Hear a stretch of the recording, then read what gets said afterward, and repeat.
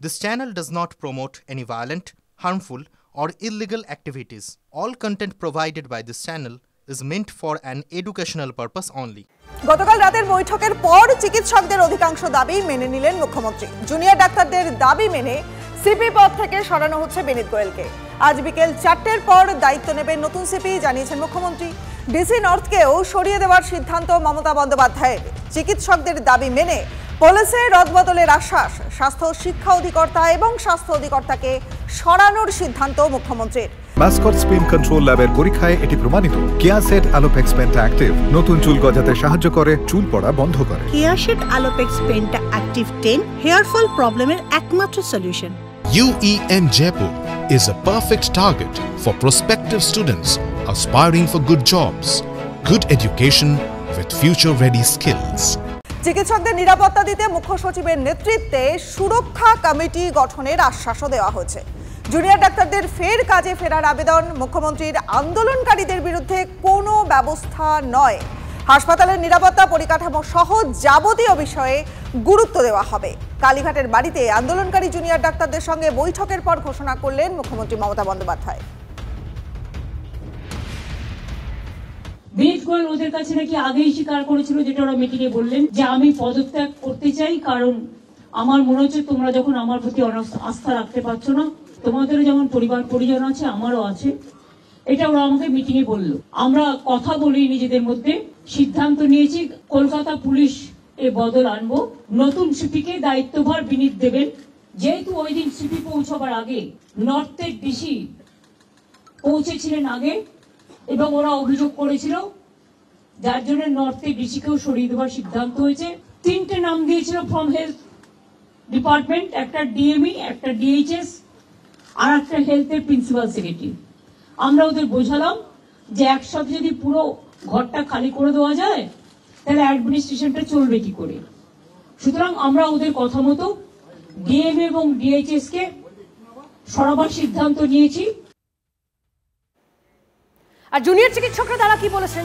আন্দোলনে আমাদের নৈতিক জয়। বৈঠক শেষে স্বাস্থ্য ভবনের ধর্ণা মঞ্চে ফিরে জানালেন আন্দোলনকারী জুনিয়র চিকিৎসকরা। CP, DC north, DME, DHS কে সরিয়ে দেওয়ার আশ্বাস দিয়েছেন মুখ্যমন্ত্রী। আন্দোলনের চাপে নতি স্বীকার করেছে রাজ্য সরকার। দাবি আন্দোলনকারীদের। এই জয় সাধারণ মানুষ, চিকিৎসক, নার্স সকলে পাশে থাকার জন্য সাধারণ মানুষকে ধন্যবাদও জানিয়েছেন আন্দোলনকারীরা। ধর্ণামঞ্চে আজকের ছবিটা কি, কথা বলবো আমাদের প্রতিনিধি সুপ্রিয়া আমাদের সঙ্গে রয়েছেন সরাসরি। সুপ্রিয়া, গতকালের বৈঠকের পর চিকিৎসকরা কি কোথাওটা নতুন করে চাঙ্গা হয়েছেন এবং কোন পথে আন্দোলন? দেখো, গত 38 দিন ধরে জুনিয়র চিকিৎসকরা তারা যে আন্দোলন চালিয়ে যাচ্ছেন, গতকাল মুখ্যমন্ত্রীর সঙ্গে মধ্যরাত পর্যন্ত যে ম্যারাথন বৈঠক আন্দোলনরত জুনিয়র চিকিৎসকদের, এবং তারপর রাজ্য সরকার তাদের যে সমস্ত দাবি দাওয়াগুলো ইতিমধ্যেই মেনে নিয়েছেন এবং সেই দাবিকে সামনে রেখে আজ বিকেলের মধ্যে পুলিশ কমিশনার থেকে শুরু করে ডিসি নটকে সরিয়ে দেওয়া, স্বাস্থ্য অধিকর্তা থেকে শুরু করে স্বাস্থ্য শিক্ষা অধিকর্তাকে সরানো, এই সমস্ত যে দাবিগুলো মেনে নেওয়া, সেটাকে তারা কিন্তু তাদের নৈতিক জয় হিসেবে দেখছেন। এবং শুধু তাই নয়, তারা যেটা বলছেন যে তাদের আন্দোলনের কাছে চাপে পড়ে রাজ্য সরকার তাদের সমস্ত দাবিগুলো মেনে নিতে বাধ্য হয়েছে। এবং তারপর থেকে যে স্পিরিট নিয়ে বিগত দিনে তারা আন্দোলন চালাচ্ছিলেন এবং আজকেও কিন্তু সেই স্পিরিট যেন নতুন উদ্যম দেখা যাচ্ছে।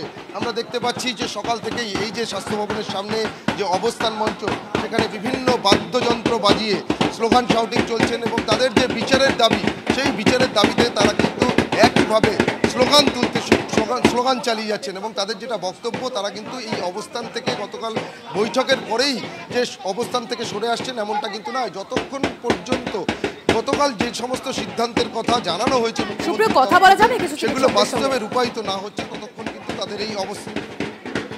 অবশ্যই আমরা একটু চেষ্টা করছি কথা বলার জন্য। এখানে একজন আন্দোলনরত জুনিয়র চিকিৎসক রয়েছে, তার সঙ্গে সরাসরি আমার ক্যামেরা পার্সন চাঁদনিয়াকেও বলবো একটু এগিয়ে আসার জন্য। গতকাল ম্যারাথন বৈঠক, দীর্ঘ প্রায় 5 ঘন্টার বৈঠক। তারপর মুখ্যমন্ত্রী তার সিদ্ধান্তের কথা জানিয়েছেন, আপনারা আপনাদের দাবি দেওয়ার কথা জানিয়েছেন। সিপিকে সরানো থেকে স্বাস্থ্য শিক্ষা অধিকর্তা, স্বাস্থ্য অধিকর্তা এখনও অবস্থান চালিয়ে যাচ্ছেন কেন? দেখুন, কালকে আমাদের আন্দোলনের একটা বড় জয় আমরা পেয়েছি। প্রথমে জানিয়ে রাখি যে আমাদের আন্দোলন যে 38 দিনে পড়েছে এবং আমাদের এই স্বাস্থ্য ভবনের সামনের অবস্থান 8 দিনে পড়েছে। যে সমস্ত মানুষ আমাদের সাথে জড়ো হয়েছেন তাদের প্রত্যেককে ধন্যবাদ, প্রত্যেককে কুর্নিশ। তাদের প্রত্যেকের এত সম্মিলিত প্রেসারেই কালকে আমরা আন্দোলনে জয় পেয়েছি। তবুও আমরা আন্দোলন এই কারণেই চালিয়ে যাচ্ছি, কারণ মুখ্যমন্ত্রী এর আগে অনেক ক্ষেত্রেই অনেক প্রতিশ্রুতি দিয়েছেন, কিন্তু সেটা বাস্তবে ইমপ্লিমেন্ট করেননি। আমরা চাই না এক্ষেত্রেও তার পুনরাবৃত্তি হোক।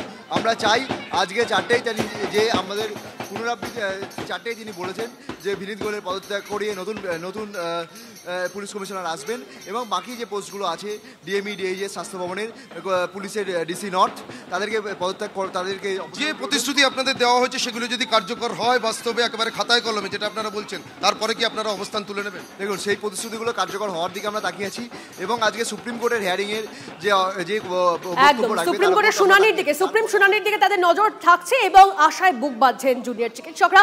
অবশ্যই আমাদের সেদিকে নজর থাকবে। সুপ্রিয়, আপাতত ধন্যবাদ। বিভিন্ন কলেজে যে সমস্ত থ্রেড কালচারের যারা মাথায় মাথায় বসে আছে, যাদের নাম আমরা পেয়েছি, সেই জিনিসগুলো সম্পর্কে ওনারা কি ভাবছেন, সেই জিনিসগুলো এখনও আলোচনার বিষয় রয়ে গেছে। সেই বিষয়ে কিন্তু খুব একটা সদর্থক আলোচনা এখনও হয়নি এবং ওনারা বলেছিলেন একটা টাস্ক ফোর্স তৈরি করে দেবেন। সেই জিনিসটাকে আমরা সম্পূর্ণ অস্বীকার করেছি, কারণ পরিবার সময় আমরা দেখেছিলাম এরকম একটি টাস্ক ফোর্স হয়েছিল, সেটা আদবেই কোনো ফলপ্রসূ হয়নি। তাই সেই জায়গা থেকে আলোচনার রাস্তা এখনও খোলা আছে।